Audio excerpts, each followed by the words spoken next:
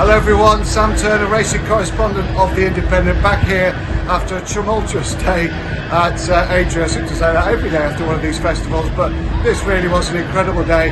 More Mullins dominance. Liverpool hasn't seen dominance like it since Shankly and Paisley from the 70s and 80s. Absolutely carried all before him again, Willie Mullins, with the first, second, third, fifth and seventh in the Grand National, and that's just from 6 runners. He might have well even appreciate it finishing the frame as well if he hadn't have been brought down. So absolutely incredible day for the Mullins team and for the family, of course. Patrick Mullins riding the 33-1 chance to a really snug victory. He beat Iron Maximus, who was again carried out in his shield. Tremendous run from him with Paul Townend on board, and Graves Clare West with Brian Hayes finished third. They also had the 5th and the 7th. It was complete Willie Mullins domination, as we've come to expect. That's 8 races across the Grand National meeting that he's managed to win.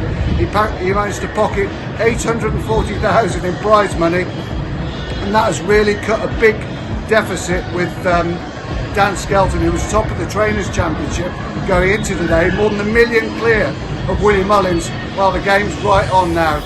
Less than about 150,000, 120,000, something between the two of them now, and with the Scottish National coming up next weekend and Sandown a week or two after that, it's really going to boil down to how many horses does Willie Mullins want to run at Ayr next week.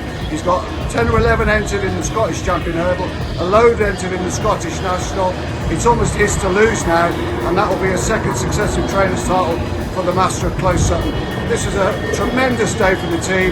They wound up the meeting with another victory in the bumper. That was 8 across the meeting, as I've touched on, and of course Patrick on board again. So it couldn't have gone any better for them. An emotional victory and a fabulous one for Team Mullins, and also for Stuart Andrew, whose horse Nick Rockett won the big race.